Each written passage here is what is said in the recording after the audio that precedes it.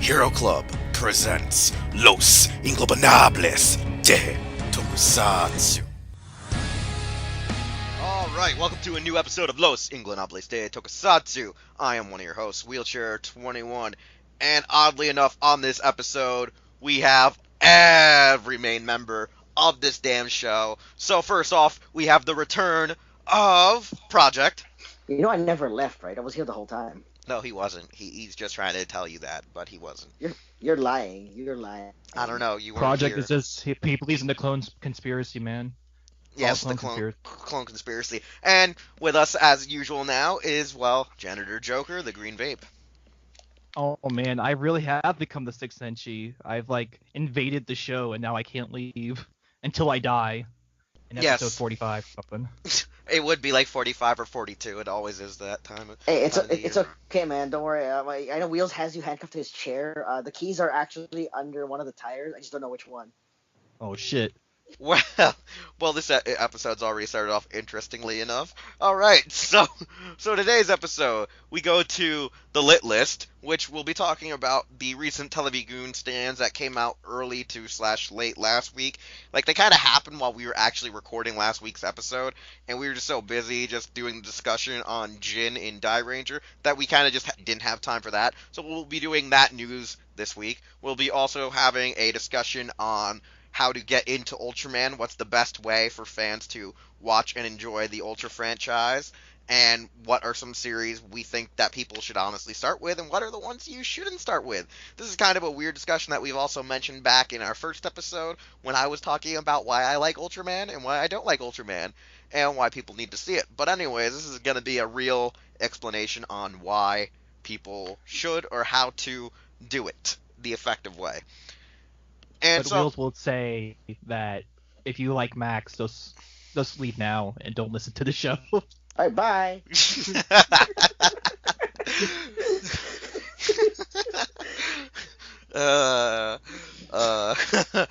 Wait, seriously, what's wrong with Ultraman Max? I actually like.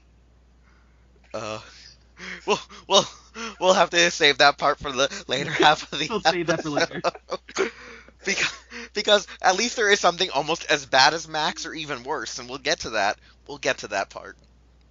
We'll get to that part, surely enough. It's gonna be one hell of an episode. I can tell you that right now.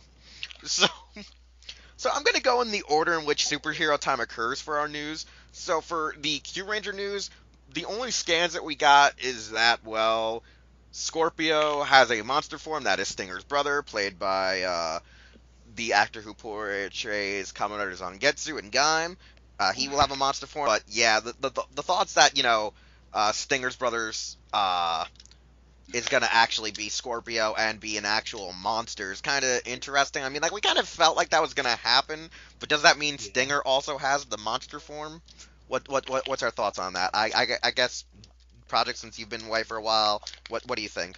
They're probably gonna have a better explanation to how he became a monster, because he is after power, right? He is lusting for power, so they're gonna explain how he turns into one. I don't know. I know exactly how, but I don't think Stinger has one. All right, Mucha. I find it hilarious that his stinger is on his right foot. His scorpion tail is his right leg. It's amazing. He has become Jin. Wheels. He has given. Oh my God! Yes. He's like Jin, but now with the right leg instead of the left arm. His tail is now his leg, and he'll beat you with Muay Thai and kicks rather than punches. Later on. Oh God! Yes, he'll just chuck a melon at you. Is it weird though that he has a weird spear-like sword thingy too? It's like what the fuck is that shit? Like that weird that's just like how weird monsters use weird weapons, man. But okay, here's the funny thing. Have you guys noticed though, when they're in their human forms, him and his brother, their actual stinger, their scorpion tail is literally just the reuse of Xead Gills' tentacles, tendrils with just a scorpion stinger attached to it. Yeah. Because I was sitting there one day and I was looking at its pattern, and then I was cleaning up my figure arts shelf and I was looking at it, and then I went back at Q Ranger and I went back to my figure arts shelf and I was like, oh my God, it's Xead Gills' tentacles. I was laughing. I was laughing at that. What's with Zangetsu's actor fighting his brother all the time? I don't know. He has a brother complex, and where he has to defeat his little brother rather than be the nice big brother. Yeah, he has to beat the shit out of them for them to wake up. So he's typecast for that role now. He's now typecast as the one who will beat. I will beat up little brothers. It's like, yeah. That's actually in his resume right now. Kicks brothers. It's in his contract. And it's in his contract. Yeah, it's like every series now he must beat up a brother. It doesn't matter whose brother it is. It could be his own. It could be someone else's. It'll just be, I will beat up brothers. I am he who beats up the brothers. It's not him. It's him. It's his agent. I think his agent has an issue, like some sort of psychological trauma. So all his actors. Oh my God, Projekt. It's like oh my God, it's like Good Morning Call. It's like Good Morning Call. He's pissed off that instead of the older brother getting the girl, he's pissed off the little brother took his girl. Oh no. I find it also amusing that he's wearing like a trench coat or something. Well, yeah. That's also orange, like his brother. He's like, yeah, I'm gonna kill you with the same color you wear, brother. Ha ha ha ha. Now die to my purple foot. Die to my purple foot that I got from a guy in BDSM gear. Oh God, no, not Zydos. We then find out the guy who gave him the power is voiced by Zydos. No. Oh. That'd be like the greatest twist of all time. Plot twist, it's Zydos. No! Zydos got brought back by the universe. Just to fuck it again. As I told you, Wheels, the universe traded everything. Oh, just God, to fuck with people. Exactly. Alright, and then we have the Xead scans, which reveals that Kuroto Dan is still alive. And he now uses Proto Mighty Action X Origin Gashat to become Gem Action Gamer level 0, which just is pretty much now using white stripes instead of the silver stripes. And then we also have Parard's going to be, level 99, fighting Kuroto. Graphite's going to get a level 99. And Kamen Rider Chronicle is coming soon. And honestly, we all can tell that Chronicle has to be Kuroto Dan's like level 99. It can't be anyone else but Dan. If Parard has his Yu-Gi-Oh hairstyle of his level 99, that has to be Dan. They all have Yu-Gi-Oh hairstyles though. Shh, not all of them. Not all of them. Come on now. Not all of them, Mucha. Not all of them. Only action gamers do. Yeah, every action gamer or every main like villainous hero like foil, I guess. Cuz like Brave doesn't have hair.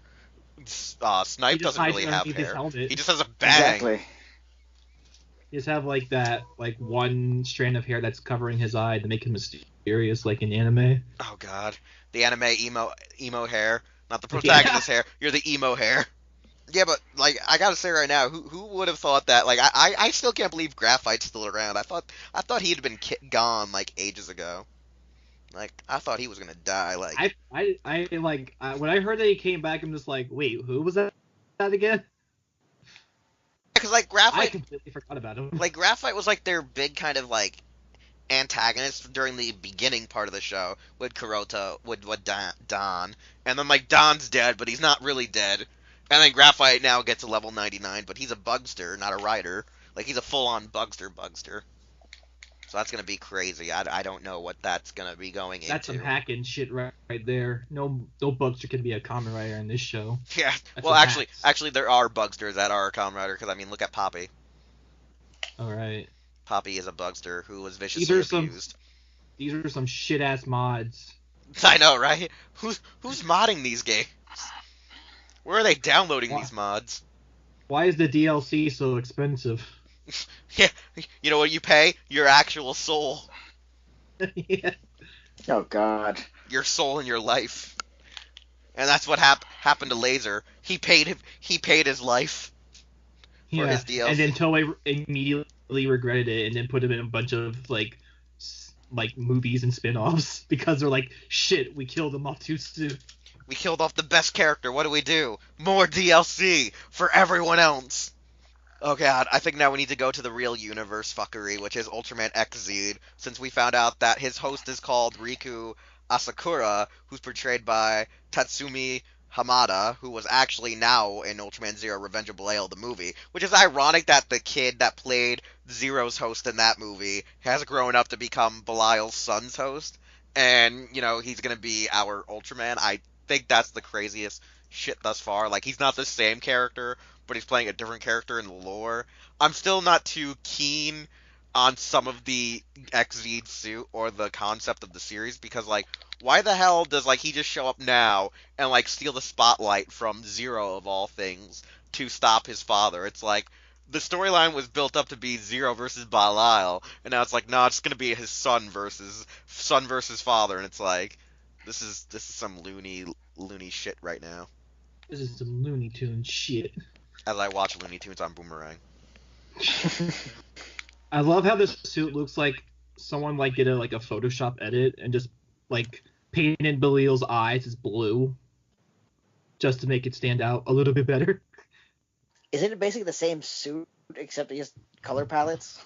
Well, it's not really the same suit. Like, when you look at the photos when they're squaring off with each other, you can obviously see that, like, he still has, like, a bit of an emphasis on, like, his father's, like, body design, but he also adds in, like, extra additives to make him stand out, like, as his own Ultraman. Like, he has different shapes for his eyes. He actually has a more regular, like, Ultraman jawline and like, smirk than Belial, but the real, like, similarities are the same sculpt in the fin on his head and the side plates to his ears, as well as, like I said, like, most of, like, that is, like, the only similarities they really share is, like, some of the texture to the actual core suit design, and that's about it, because, like, their spark timers are different. Xseed also has other, like, logos engraved into his breastplate, or I should say breast in Isn't general. it because like his regular form is a fusion of Ultraman and Belial? Yeah, like, that's still weird too. Like, that supposedly the sun is a fusion between two other ultras that are both male, which is now like That's weird to like me. weird.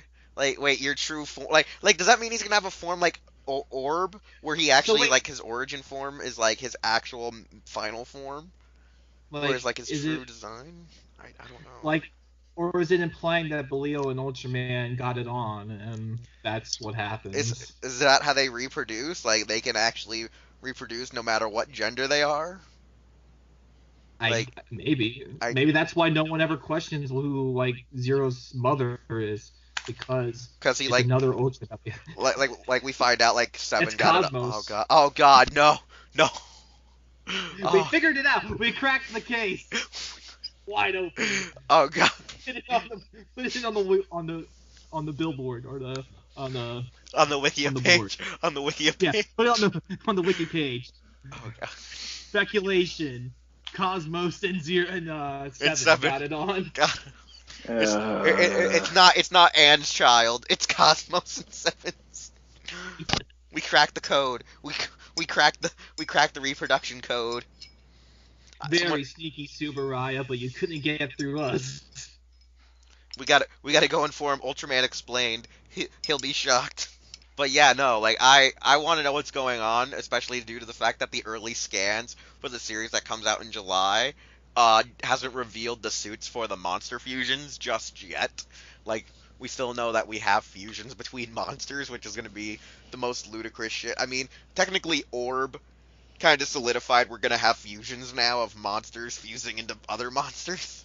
I mean, but that's also been a thing in Ultraman's past already. Like, we've had, like, you know, the movie monsters that fuse, but now we actually have, like, real, like, fusions occurring, like, more ongoing, you know what I'm saying? Like, because, like, we've had Tyrant in the past, but he was a composite monster. Now we actually have a real, like, I play polymerization, and you get Zapondon. It really is like the elemental heroes have been brought back from the grave in Ultraman form. Oh god, Ultraman and Kaiju are now literally just fucking elemental heroes. And Destiny heroes. It's like, I play polymerization, I play super fusion, I play Fusion Gate, I play Skyscraper City. Bokunotan! If it's because of all the miniatures. Oh god, yes. You just have like Belial's son just be on like a skyscraper saying, I just increased my attack by 1,000 points. And the Kaiju's like, what are you talking about?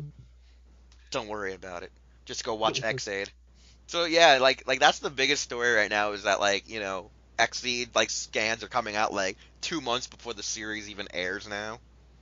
Actually, no, it came out like the end of April, so it was like literally 2 months and like a week and a half before it actually debuts. So it's like, yeah, like, hey man, we're just gonna show you the scans to like our first 8 episodes before they even air. Woo! Yeah. And also a funny highlight right before I went to Tamashii Nations World Tour. Uh, freaking the American branch of Premium Bandai just opened up again, or at least it's now the official. There's no trial, no like, hey, we're gonna just see if this works. It's actually like a real website, and the early like stuff that they're releasing is mostly like Robot Damashis and the SH Monster Arts. So like at least we're slowly getting an American branch that I'm guessing one has to deal with like really the licensing for items. So I'm guessing like Tokusatsu stuff is gonna have to wait till I guess they get like the okay from like Saban Brands, I'm guessing, or Bandai America, because I have a weird feeling like once they get that okay, we might get like at least Kamen Rider figure arts. Because I'm gonna guess right now is like Bandai's gonna be like, well, Saban really doesn't own the license to Kamen Rider, and no one else owns the license to Kamen Rider right now, so like why can't we just distribute at least those products to North America as well as Ultraman products? So Exactly. we got a U.S. branch now open, so that means we might have a better chance at getting certain exclusives now. But I don't know what that really pre-tail will do in the future. I mean, like I'm just hoping we get figure arts like for Kamen Rider and Ultraman and Metal Heroes. I'm just hoping.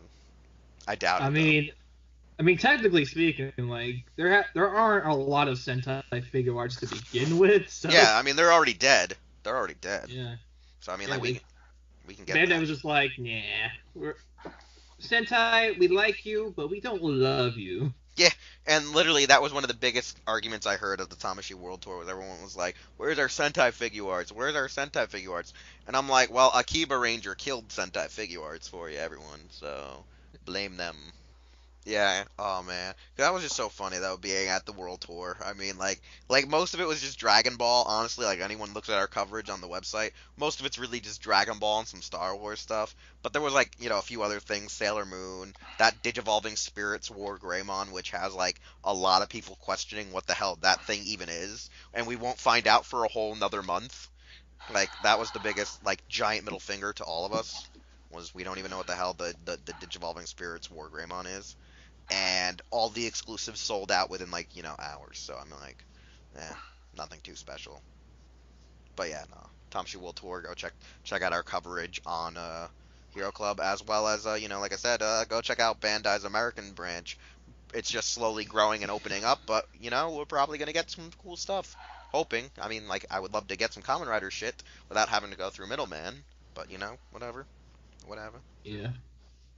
All right, so I'm pretty sure we're now going to talk about that main event of our topic, which is how the hell do you get into Ultraman? I mean, it's not like there's a new Ultraman series coming out, right? Wheels, No, it's not right? like we were just talking about a new Ultraman series coming out on July 8th. Nope, nope, No, no, nope. not that. No, we're not obviously talking about that because it comes out in 2 months and probably will be on Crunchyroll as a part of its simulcast deal. Yeah. Anyways. Yeah. How do you get into Ultraman? Well, there's several ways. Unlike the days of old when me, Projekt, and Mucha only had DT Kingdom to go through. I mean, come on Rely now. on. Yeah, I mean, back in the day, we only had DC Kingdom, the illegal version of Crunchyroll, which just uploaded Hong Kong subs, and whoever decided to actually sub Ultraman series. And now we have, freaking stuff today, where it's like we have more on Crunchyroll, the official version. We have a few more fan subs, and we got like at least a whole lot of crap. Now, if you're new to Ultraman, the first thing I can tell everyone is hope to God that your first one was not Tiga's Foxbox dub, because that's probably gonna turn you away from Ultraman. I mean, everyone here probably has seen at least an episode of that version. I'm pretty Yes. sure. Yes, I have. Project, have you seen the Foxbox version? Projekt's dead. I think Max got him. Max got I've Project. seen every version of Tigo. Okay. Project's seen every version of Tika. Ultraman! Chiga! Dun, dun. Ultraman! Chiga! Even though it was a little My bit better brain sounding. hurts. I mean, it was a little bit better sounding because it had Eric Vale singing the theme song. I mean, with Eric Vale, everything was all right. Larger than life, Life, Ultraman, man. But no, like there was that version. Then there was the one that I grew up with, which was just Ultra 7 dubbed on TNT, which people can sort of find now on YouTube since someone's uploading that up to YouTube. And the dub is not that bad, but it's not that good either. It's kind of like if you're able to tolerate the original Ultraman series dub from the Speed Racer guys back from the 60s, that's now that's been on DVD for like the last 10 years. I mean, it's gotten cheaper over the years, but like there's several ways one can do it. Simply like you can either torrent it with fan subs, you can watch it on Crunchyroll, or you can watch it, like official release on DVD. And honestly, Mucha, what would you say is your favorite way to watch the series? Like, or at least like, what's your way to best start watching it since you're the noob here? Like, how do you approach it? It's kind of weird for me because like I think I can watch Ultraman, like I can get into it because of my Godzilla experience. I just kind of look at Ultraman as like a superhero kaiju battle. Instead of kaiju versus kaiju, it's a superhero versus kaiju sort of mentality. But I think for me, the easiest way I got into Ultraman was oddly enough Ultraman Nexus. And I think it's because I was kind of used to the style at that point, like the whole like overarching story, like very serial plot, and everything's like connected. It kind of reminded me of like Kuga and Agito when I was watching it. So it made it a lot easier to like digest Ultraman for my first time.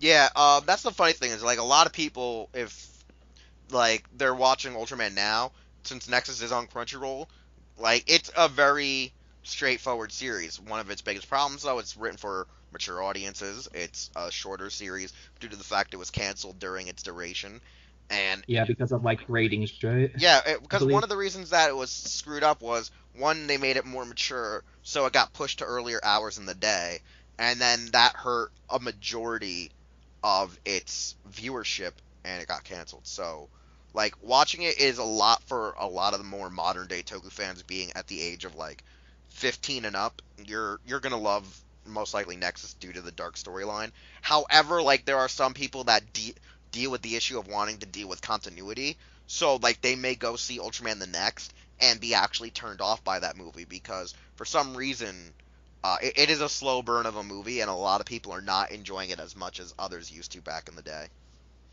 Because I've seen that be like the newest thing. So Nexus is always a good gateway, especially due to the fact it's a dark theme. Ultra 7X is a darker tone series. It's pretty much the best way to give it a good parallel is it's like it's hard to compare it, but it's sort of like in the dark area of being a mature series like Garo is, but with your Ultra franchise. It's like Ultra Q and Ultra 7 just fused into a perfect series and has like that modern age, like dark tones and themes for young adults and adolescents that they get from watching Garo. That's probably the best way. That's another good series. And then the recent series that people can watch are like Ginga, Ginga S, X, and Orb. Now, I don't insist anyone goes to watch Ginga, really. Just skip right ahead to Ginga S. Yeah, Ginga is a rather interesting one because I remember watching that during the airing and thought, this is kind of underwhelming, I guess. It's But very at, underwhelming. but at the time, like at this time, it's kind of like I understand what the problems were with that show, and mainly has to do with like kind of like the budget and really them not having enough time to really do like multiple takes on anything. Yeah. Like, Ginga is one of the most underwhelming series out of the most recent stuff, like, following, like, the Zero movies and specials. Like, Ginga was underwhelming. Ginga S was kind of a return to the norm. X was a real return to the norm. And then Orb kind of deviated from the norm, but was still a solid, like, series. Like, it has a straightforward, like, story from start to finish. And, like, it was actually good that even Projekt was watching Orb, like, weekly. He doesn't watch it sub, but he I've did heard watch... a you did watch Orb, which was ironic. You just didn't watch it sub. I heard a lot of good things about Orb, and I just find him using that Kai from like Den-O is like the main Ultraman. I find that very amusing. Good for Like him. He plays a good guy. Good for him. Project. I still remember like when I found out you were actually watching Orb, like all of a sudden like it was like episode 16 or 17. All of a sudden like I'm just sitting here and I hear on Project side. So this guy Juggler, right? Like, so is he an evil Ultraman? Like, does he turn into monsters instead of Ultraman? And I'm sitting there like, Project, why? I'm like, well, I just saw him put two cards together, and all of a sudden I just hear like, do do do do do, and Orb's theme song hit off. I'm like, nigga, you watching Orb right now? No, no, I'm not. I'm like, you got a Crunchyroll account? No, I'm just watching it off the Subaraya channel. I'm like, dude, that's not subbed. I'm just watching it. And I'm like, god damn it, Project, you watching this shit raw?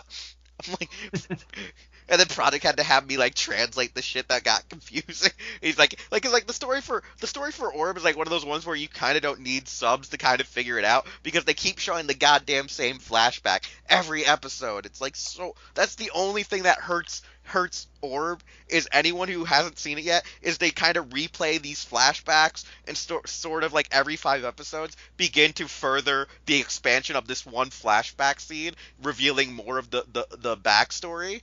And it's like why do you abuse this one flashback when there could have been several flashbacks?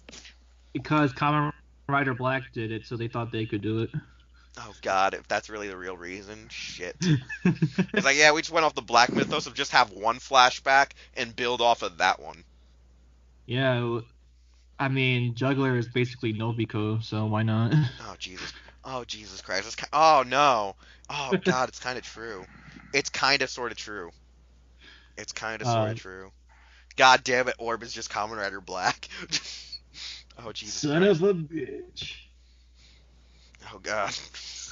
So, Wheels, I would ask you, like, why do you think for some fans, I guess in the modern and those who are very stingy on like Sentai and Rider can't really get into Okay, Ultraman the weird much? reason why a lot of fans tend to not be able to get into it is because they're too used to that weird team dynamic. And the problem is even Kamen Rider has grown accustomed to using a team dynamic when it doesn't need to have a team dynamic.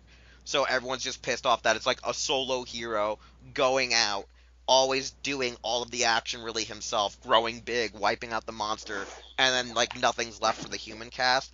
As well as I would say in the past recent like series, the human cast has just been like not really good. They've just been subpar, like low tier actors in a sense, just strung together just to kind of fill the stereotypes. I feel like.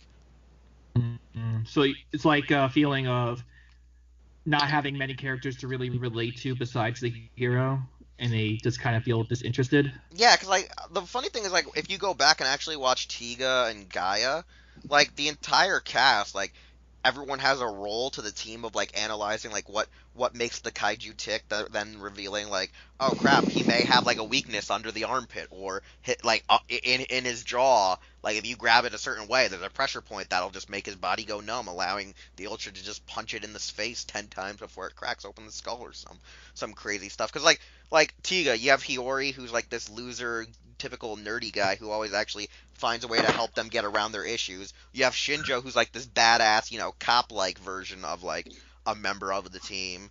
And then you have like the two commanding officers, as well as the overarching like structure to the organizations. Hell, even Mabius had that scenario where in Mabius, the anniversary series, like every member of the team like had a reason to be there. Like they weren't like still always on the on. I think another issue is like there's not enough action for them to do. Like they'll just be shooting lasers or flying, jets and stuff. And I think a lot of people aren't used to. I think also the kaiju aspect of you're in mecha like vehicles that just don't transform, that don't really combine, and are just used to be like to push back kaiju and try to force them back into their natural habitats or try to subdue them. I think a lot of people are not used to old school, Subaraya as much, and they've grown too much accustomed to Toei and Ishii Nomori's style of hero that they don't know like what old school Toku is and know how to fully grasp or respect it. Like there's others who can respect all Toku, but I think that there's like a disregard or a loss of enjoyment for people who've not really like watched enough of it. And I So think it's kind of. Oh, go ahead. well, no, I think Continue. it also comes from the fact that a lot of people don't watch the non-Godzilla Toho movies that much. So they don't see that aspect of Oh, yeah. like a part of it is driven by the human factor and not Yeah, yeah, the it's hero something factor. that I think a lot of people do miss about the kaiju film genre is that there's a lot of human elements to it.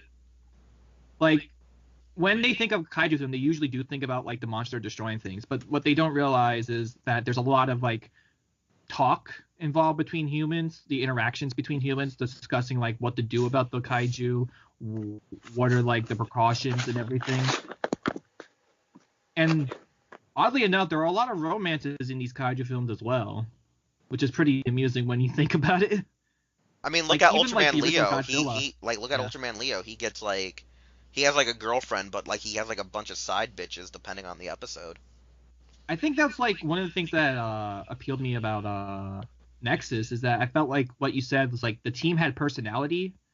Like I think everybody on that team felt like they were useful or added something to the show, especially like Komon and then Nagi, like the two main focuses of our show, and how like she is kind of like our secondary protagonist who is kind of very hateful towards all these kaiju, really would eliminate the space beasts almost to a fault, which causes the eventual final enemy to appear in the series. Yeah, because like that's the thing, and like because like here's the funny thing: a lot of the guys here, like Projekt and myself, like when I was trying to get them all into Ultraman, I actually was able to do it. Weirdly enough, like watch like Projekt already had seen Ultraman because like Projekt grew up with the Heisei stuff in the late Showa stuff, so he's seen that. And I was able to get more of the other guys into it because of ironically Zero stuff because of more of the Mm. fact that Ultraman hired out Koichi to do a lot of their action reels.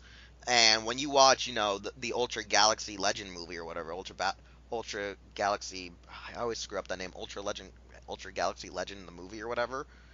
Like, just watch Koichi's work with the Ultra fight. It's incredible. It's Mm. amazing. I Like I Belial's think that's debut. how a lot of I think that's how a lot of people did get into at least hear about Ultra is through the Zero film. Yeah, and that's the thing is like a lot of the issues with it is that there's there's kind of like a loss in grasp. Also I think one of the issues is like when they do these like these things, they're like shot like on a shoestring Godzilla movie budget. So I think a lot of people have begun to think that Godzilla is just a camp fest now, and that it's more of Mm. a cult classic. So it's like watching most of Tsuburaya's work is like anything's produced by the company is still just a throwback to the era that he reigned supreme. He and Toho reigned supreme. So it's like I think it's just a lost in translation to a lot of the modern fans. Do you think another issue could be kind of the mythos of Ultraman and how it kind of feels like homework at times to get down all the like the details and information because of how interconnected every series is kind of? Product, you can come in on this one because I know for a fact you and me bounce back and forth where I have to explain which series are intertwined and how they relate. Like you and me like have to bounce the shit off because you've seen mostly the Showa era, and I've seen Dude, all the other Heisei eras. I've forgotten so much more about Ultraman that you'll never know, dude. Yeah, because like Project grew up in the age of the Ultra Brothers. I grew up in the age of oh shit, we're just trapped in pyramids of light, so come get us. And then I just Don't kept forget, going. don't forget, I was around the time when Ultraman get crucified. Yeah, when Ultraman got crucified. that I've seen that scene. That's pretty amusing. But like this is the That thing. was Ace Killer, right? Yeah, Ace Killer crucified them. But like the thing is like a lot of people I think the problem is the issue that is there is that there is a missing link in a sense because don't forget there's Tiga, Gaia, and Dinah different universes. There's other different universes, but by the time Zero came around, they're like fuck it, let's just throw it into one universe. And I think that hurts people. I think the fact that the Ultramen are they turn into humans as well as they bond with humans as well as they're also technically gods in disguise kind of confuses people, and I think people wonder like why don't they just like snap their fingers and disappear the kaiju rather than just beat it up like just like as a bully, I guess. Do you think also it has to deal with that, with what you said earlier about them disguised as humans, and how sometimes in the shows it feels like the character doesn't know they're Ultraman until it's necessary? I That's also I think another issue that like they is that when you watch the series, there's a stupid status quo that either the character does not resort to the Ultra right away to just get things over with, and they try to go with this weird idea of let's try to solve it on the human level to show that humans are like I think that's the problem about people don't realize is that the code of Subaraya is humans will normally find a way to overcome their issues even when Ultraman intervenes, because don't forget the original series had that whole episode where Ultraman purposely holds a kaiju just so the Team Mercy kills it because Ide or whatever was feeling down that he couldn't create a weapon that could just like zap a kaiju to death. Or even like in the finale of Ultraman where Zeton beat the shit out of him. And It they were just isn't able until to like Dr. yeah. Serizawa comes in with like this rocket. Yeah, yeah. Well, technically, it wasn't Sarazawa, but it was Sarah. It was Hirohata or Hirorata. Yeah, Akihiro Hirata shows up with a missile that can actually fucking neutralize his like was it chromosomes or whatever to dissolve the dinosaur. Some incredibly ridiculous shit. That's Redonkulous amazing. shit, yes. Like that's the thing. I think the biggest issue with Ultraman is that it's more on it's very philosophical at times, and there's a lot of morals. And like I feel like the only two series that really get like that at times where it becomes philosophical and ideally like ideology and shit where like I feel like at times Ultraman and Kamen Rider are the only two tokus that get on that crazy bullshit like Gundam does, where they try to promote the future of the world and the universe and how people need to come together bullshit. Because like Sentai is just like friendship is magic and teamwork gets shit done. But then Kamen Rider starts spouting off ideology, and so does. I think Sentai has done that sometimes with like Change Man and Flash Man. Yeah, but I But feel like they lost on different that. levels. Yeah, like I feel like they lose that. You know what I'm saying? Like it's always like once in a while one will assume the role of the other. I feel like too. Mm. So like I don't really know what the thing is that people can't like get attached to a series, but I know that like some of it has to deal with also the fact that Subaraya like they kind of lose their identity as well as they kind of die and go in hiatus mode more often than they should. Do you think that's also like the issue is that because they were in hiatus so long, people kind of lost interest I really in like the hype of like Ultraman? yeah, cuz like that's the weird part is in the Heisei era there was a lot of hype in Japan. And then even in Japan it's like there's always a hype for it because it's one of the longest reigning heroes in lore. But because like a friend of mine was telling me that like in Japan, like people can identify Ultraman sometimes faster than they can identify a Super Sentai character or a Kamen Rider character, which I don't believe. But because even Darkon and Projekt have had trouble identifying Ultras before. Mm. I still do to this day, just so you know. Like so I don't know how. You know what I'm saying? Like, I still don't understand, like, how in Japan they can easily just go, oh, this one's Max, this one's Leo, this one's Taro, this one's, Seven, something, something, something, and not be confused. You know what I'm saying? Like, it just comes out of left field that, like, all of a sudden now, like, supposedly the Japanese know what is which Ultra, but they supposedly can't tell the difference between a rider and a Sentai character, supposedly. That's very strange to hear. Like I've heard this a lot from like some people that actually like live in Japan. Like they've said to me a few times that yeah, even we have trouble with that. And I'm like, you gotta be shitting me. You can't have trouble. Mm. But they do supposedly. Another question I have is this is acting like it's a damn interview, but do you think that Ultraman fans tend to make the show seem uninteresting at times, and kind of feel like they burden like newcomers into thinking like there's this entire giant thing about Ultraman, but the newcomers is kind of like overwhelmed by that information. I've seen a few things like that where they overcome people or they make you believe it's like this huge effing thing. Giant homework project. Like I know one person in our friend circle has always made it like a weird depressing kind of thing. Like when you talk to them, they're like, "I wish more people watched it." Like I do feel like people are more depressing about it, or they like. There's a lot of friends that I have that feel quite bitter towards the whole scenario. Like they're like, "Oh hey, what's going on? I wish we had more people into Ultraman. I wish that was a thing, but it's not. Mhm. We need So more you feel people." like they feel like they're kind of it's kind of like a mixture of like disappointed and just bitter about Yeah, more like fans being interested in that's like Rider and Sentai. that's like there's like a weird vibe between like a lot of the old timers and myself. Is like some of us are like, "Oh, I want this.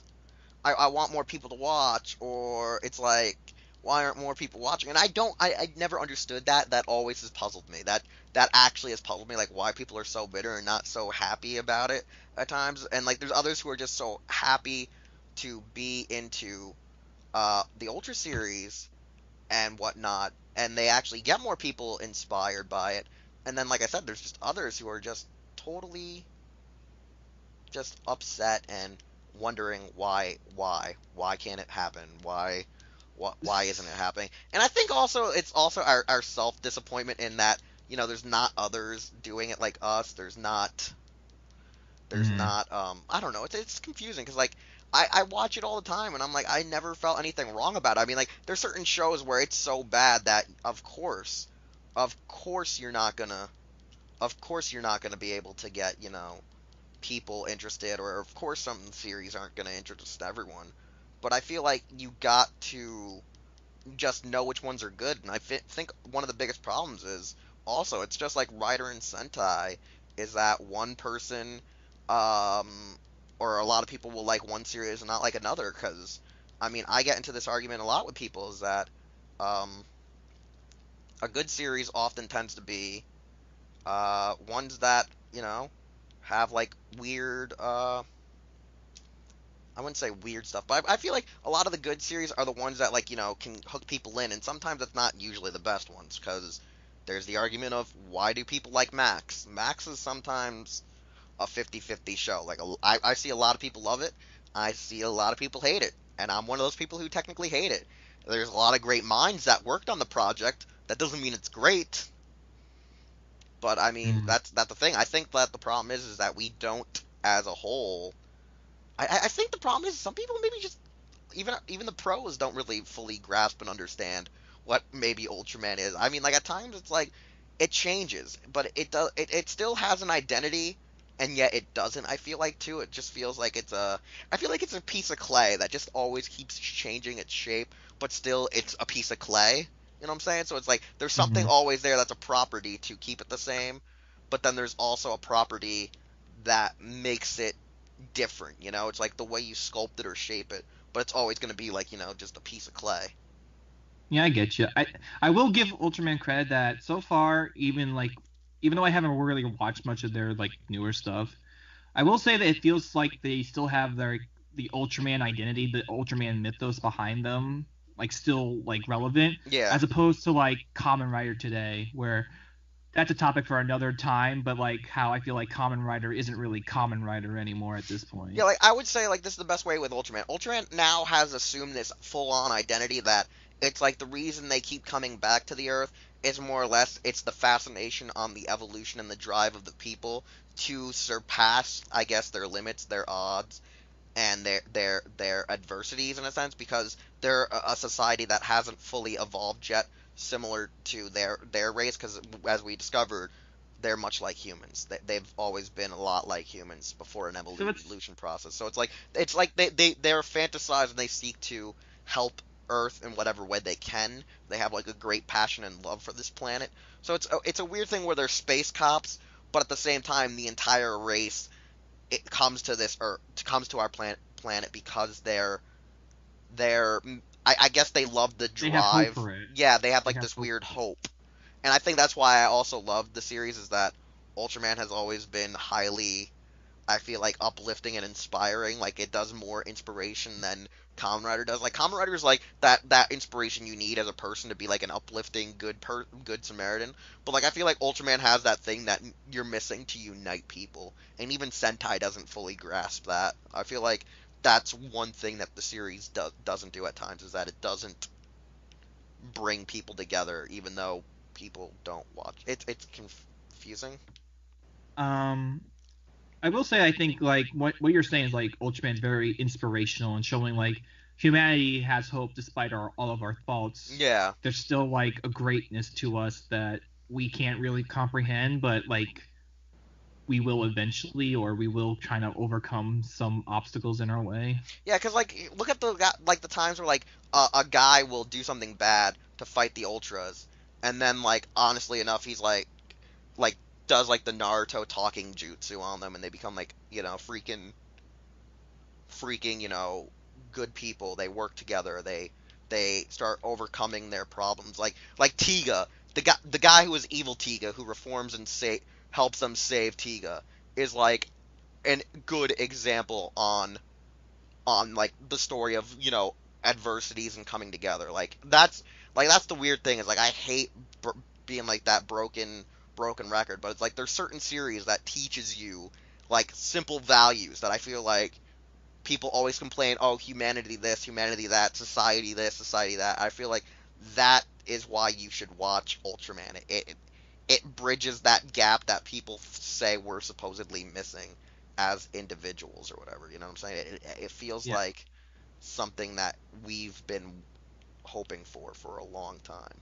But that's the thing is like I feel like that's one reason with Ultraman. It's always that it tries to be an inspiration. I feel like it tries to be also a mystery piece. It also tries to be a science fiction story, and I think that's one thing where the story happens. And one of the funny things is I feel like a lot of that identity started to occur way after the Showa era. I feel that the Showa era was just there to be a superhero show, and then it started adding like a lot of more Layers. yeah I felt like more layers were becoming because the generation that grew up with Ultraman that wanted to work with Ultraman looked back at the stories and saw that there was something there, but it wasn't fully cultivated. Mm. Because when you One. look at a lot of the old series, a lot of the Showa era, AG really wanted to be more like the Twilight Zone with his stories and Like not really. superhero Twilight Zones. Yeah, pretty much. It was originally just a Twilight Zone series with Ultra Q, and then it became Twilight Zone with superheroes, and it was Mhm. just, you know.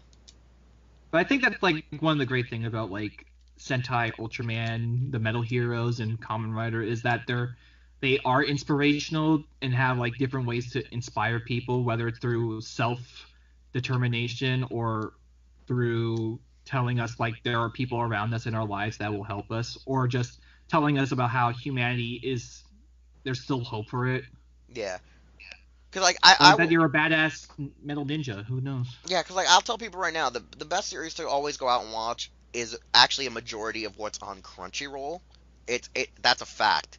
It's like a majority that's on Crunchyroll. Honestly enough, I think the only show I haven't really seen in its entirety is 80. That's the only one I think on Crunchyroll right now I have never seen in its entirety, and I've enjoyed almost all of them on there.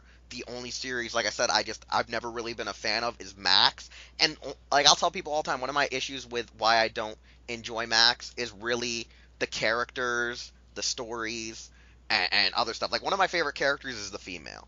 She's probably one of the best characters written on that damn show, and I don't know why.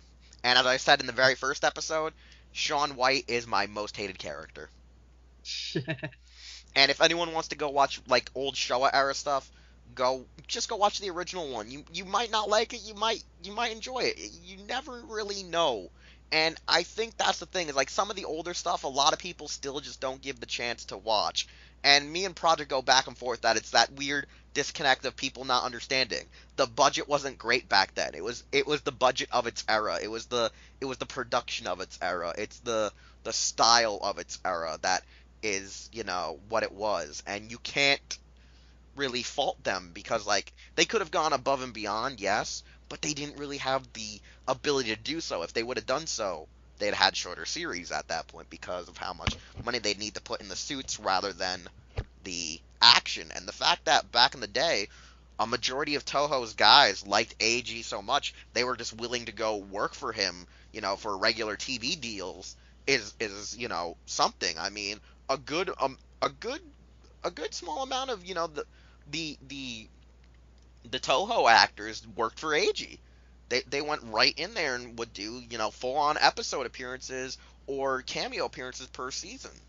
And so I think that's one thing that I like about the show era is that the trust Toho had in him and its actors are obviously apparent. Then the Heisei era cultivates his dream and ideology to what it is now. And now that they're trying to modernize to have a gimmick, to try to become a collector for international fans to buy, since a lot of people are, unfortunately, a lot of fans are.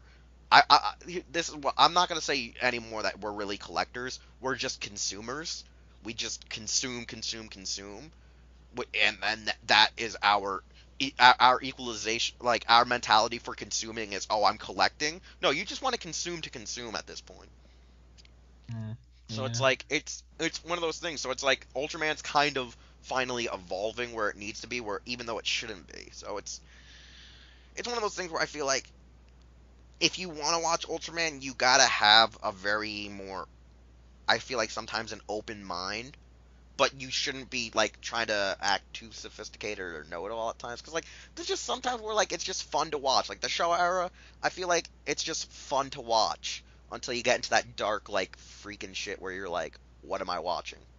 So would you say that like the best way to kind of approach Ultraman is kind of going without really thinking, in a sense? I think like you shouldn't think too much at times, but you need to think with Ultraman because it also tries to be like a science fiction show where like it tries to bring like realistic shit, even though it's not realistic using like fake science properties and stuff. It's just trying to make you think you're smart while being smart. It's one of those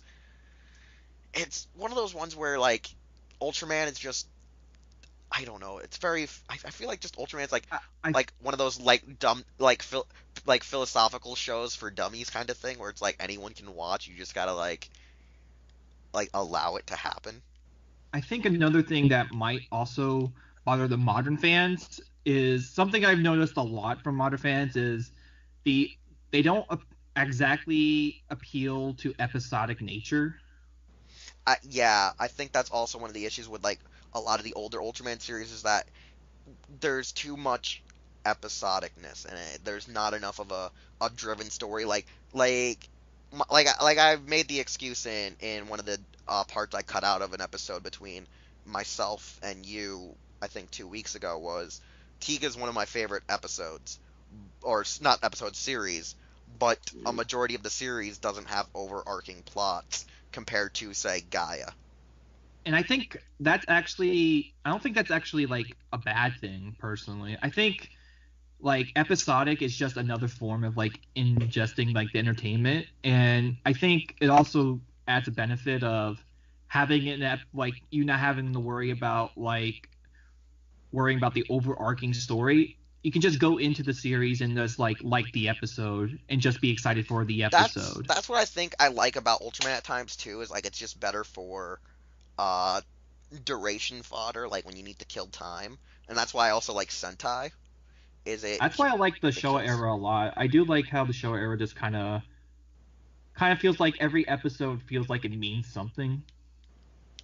And I Yeah, mean that like in Rider, Ultraman, because from the episodes I've seen in like the original and Ultra 7, I really love those episodes, or have fun with those episodes at the very least, okay, so because they're entertainment. let me ask you in Project, like so pretty much in a sense is like when we watch modern day stuff, like since we've grown up with it, it's like more of a flip of a coin of the preference of how the story is written. If we want it to be more episodic or overarching, I'm guessing, right? And that's what I think is the Yeah, problem is that I think the older fans know how to embrace the two types the of two. narrative, Yeah, yeah. whereas nowadays everyone's too uh would it be Too stingy on like they're an too overarching yeah. plot.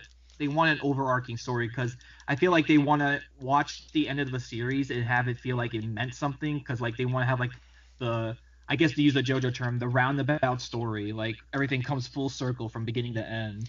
Cause here's a question, Project. Like, do you care if it's full story, like if it has a full on start to finish plot, or is it like only like if it's written well?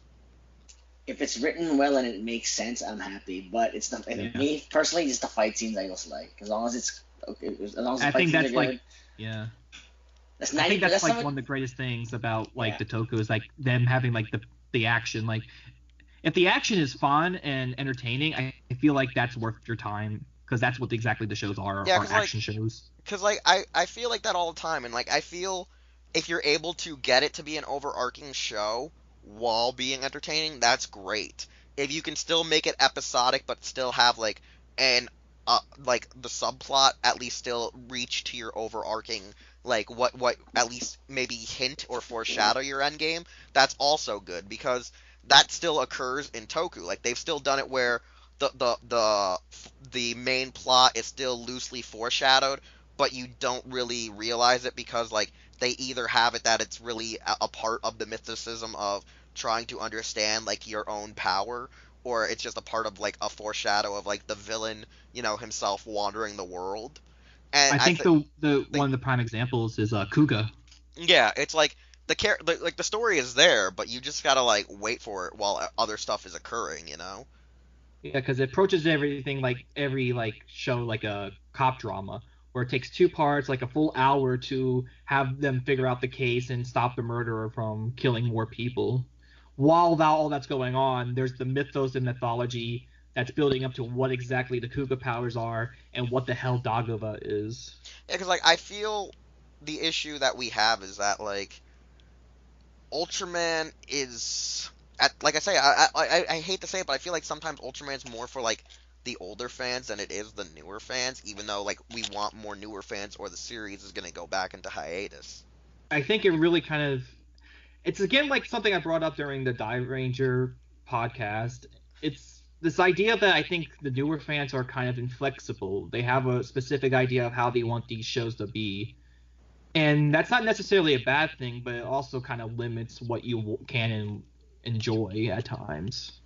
Yeah, because I can tell you right now, it's hard for me to sometimes um watch some of the weekly shows sometimes because like I'll get too intense and then I have to wait for like the next episode to come out and download. So sometimes I let it build up, and the other times I'm like when it's Sentai, I can just watch as much as I want because Sentai is like one of those series that is like so easy to binge watch because it's like sometimes when Power Rangers adapts it, it's just a copy and paste, which is the sad part. Is like sometimes I'll just watch Sentais I've seen because of their Power Ranger counterparts as well, and just be like, well, I'm done with this series. Let's go on to the next one. I've seen the Sentai so many times. Like Ultraman, I've watched the original series so many times, subbed and dubbed, that sometimes I don't even put the subtitles on, and it'll be in Japanese dialogue, and I won't even realize it till like I notice that I'm like, wait a second, he just said Daijobu. Why do I know he's like oh god. Well, you just remember the line. It's like the old days in the Toku fandom where you're watching them on YouTube and other sites. You're watching it raw and you just don't care. But yeah, but the thing is, like, it's one of those things also too. Is like, don't forget, like, I binged it so many times that like I've memorized the English dialogue and the Japanese subtitles to heart that I can watch it without it and just remember everything that's spoken. So it's like I don't know. It's a weird case. 'Cause I feel like when you want to watch Ultraman, you need to start with something that has a lot of action, has a lot of maybe either story or at least gives you the emphasis on what you're missing out on or what you might want to know about the Ultra series. And I will say this right now, Mabius is actually one of those anniversary series where it does spoil you on events of previous series, but it won't hurt you that much due to the fact that you can't really just go out and pick up a copy of Ace And at the time when Mebius was out, you couldn't even go and find Leo because Leo wasn't even subbed. So Yeah. it's like it's one of those ones where, unlike Sentai, where a lot of it is actually subbed, you should go out and watch that before you watch, say, Gokaiger, or you should go and watch like other seasons of Kamen Rider before you watch Decade. Mebius doesn't hurt you. It doesn't. It will not hurt you watching it, as well as it might even help you understand other references when you go and watch other series, as well as, I would say, when watching I would say like X and Orb, they also do a lot of hidden homages in general. Good example, in the episode that Birdon appears in Ultraman X, there's actually like a joke that happens where if you look up Birdon's Wikifacts, you find out that the same place Birdon appears in X is the same place it originally appeared in the Showa era when it debuted in Taro. Or like in the episode of Ultraman Orb, when Knuckle gets pissed off that X and Orb, Knuckle is paired with Black King because when it debuted, he was paired with Black King. So like they do a lot of throwbacks where Kaijin are either defeated or paired with other Kaijin or alien Saiyans because that's what they showed up with, and they try to do like a lot of those homages throughout the series. And I think that's one thing that people can easily pick up on because, like I say, with X and Orb back to back, they keep putting into your mind that they're both partners, Black King and Knuckle. So that's like an easy thing to figure out. Or like Zaraba. Zaraba always tries to be an imposter and pose himself as the Ultraman. So it's like no matter what, they kind of teach you or give you info drops about the past. So I think that's always a good thing. There's always at least some kind of way to inform their viewer base on stuff they might not be that keen on, because they give you like this thing and you'll be like, why is this guy always with this guy, why is that guy always with this guy, like it's certain things they try to tip you off, I guess, you know what I'm saying, with their Easter eggs. Nice. So I guess the final question before we wrap this all up is, what Ultraman series would you recommend for newer people? Always go with whatever is like the newest stuff, and always go for stuff that's always popular, even if it's something you hear is garbage. Like I would say, no, don't do Max. Don't, swear to God, don't do Max. Do Zero, buddy. Zero's where it's at. Yeah, you either go with zero stuff, go with X, go with Orb, go with the original, go with Nexus, go with Tiga, Gaia. 7. Nobody else. 7. Ultraman Power. 7 is a fantastic series that everyone should talk about. It's really weird because like I can tell you right now that it's hard right now to get if any fan tries to watch Powered or Towards the Future, the Australian series, please actually don't make it be your first one, because it will probably be your last one. What, you don't want to see Ninja Black as Ultraman? I mean, you want to see it, but then you don't want to see it. Yeah, I would also recommend Nexus, 7, and because from what I've seen of 7, it's really great. It's like one of the best Showa series, aside from like Leo and Taro. It's like one of the best Showa series of like any kind of franchise, in my opinion. And it's sad too, because like I love Taro, but like Taro gets a bad rap. 7. I'm at 7, of course. I know, but like it's funny though, but Taro always gets a bad rap for some reason. I just remember one of our Ultraman friends makes a joke about it. Which one? The one that's Subjack. Oh God, yeah. Oh yeah. But yeah, no. Projekt. Like, what are your go-to Ultraman series? Yes, I told you already. I was coughing while I was saying it. No, it's not Max. Oh. Shut up. It's not that. Okay, if you want to go like the old school, I would say Taro. New school, Zero, obviously. Where else are you gonna go? Might as well. You know what? Watch Orb. Well, yeah, Orb is great. It's all right at best. The original is also not that bad. I would also say Mebius, just because it did entice me to want to watch the other Showa shows. Yeah, because like that's the one thing about Mabius is like it's probably one of the better anniversary shows I've seen. Like it's up there with Bokenger. Mm. Like it's like I'll say this right now, Mabius is kind of Gokaiger done right. I know people that would say the opposite. You, Keith Justice. True. Nah, Chief Justice isn't cool enough to understand complex things like cool shows. He's like Ultraman casual. Come on. He's an ultra casual. He's a Toku casual. What are we talking about? That's practically the same thing. But yeah, no, like it's like if when it's Ultraman, there's something missing. I really do feel like there is, but it's still a good show. Everyone should still enjoy it. I really think. So recommendations are go to Crunchyroll. Get your Crunchyroll subscription. Go add Nexus. Go add Orb. Go add X. Go watch Zero. Go watch Zero, which isn't on Crunchyroll, but you can get the fan subs. Go get the original and 7 on Shout Factory. Yeah, or you could just stream them on Shout Factory as well as Ultra Q, which is another thing we'll talk about one day because Ultra Q is one of those things where yes, it is ultra related, but like it's just amazing and it's different. Exactly. Like you guys aren't ready for that shit yet. No man, I'm ready for Redman though. Oh, Who's God, ready for Redman? That's where the big boys play. That's where the big boys. That's where the big boys put their big boy pants on. Damn right, just like Zone Fighter. Oh my God, where he destroyed Gigan Shh, they're not ready for this yet. with a Megaloman. But yeah, no, like Ultraman, you need to. I don't know. It's weird. It's like you need to be sophisticated, and then you don't need to be sophisticated. It's a clusterfuck. I think it's really just it's good to not go in with the expectation of wanting a specific type of show and going in expecting what the show wants to present to you. Exactly. Unless it's Gridman, because then you can never go wrong with Oh man, Gridman. everybody loves Gridman. Everyone loves Gridman. Who doesn't love Gridman? You have issues if you don't like. You know what? If you don't like Gridman, you shouldn't be watching Toku. Next, we're gonna Personality. talk about like the complexities of how Evangelion is Ultraman if he didn't give a shit about humanity. But that's what it is. It is. It is. He's got a point.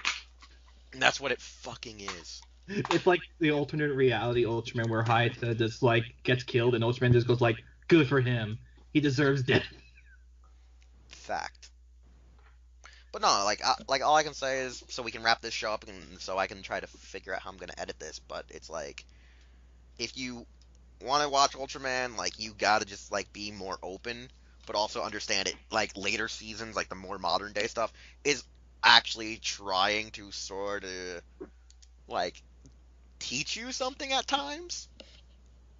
Even though it's a subcontext, it's all like a subcontext. It's all about like that moral of the story kind of bullshit that I feel is more present than any other Toku. I feel like it's like a Fat Albert like situation where Bill Cosby will come at the end of every Ultraman episode saying, "And it looks like we learned something here today, kids." That's what I kind of think is going on. I don't think you want Bill Cosby showing up at your what's it called, man. Make sure you cover your drink.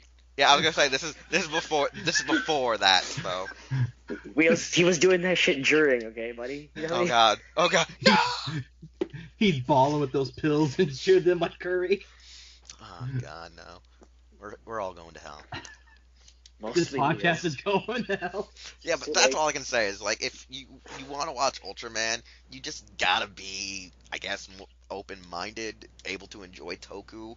Probably already like a pre-existing fan of Godzilla. That helps. You can't be jaded. Yeah, you can't.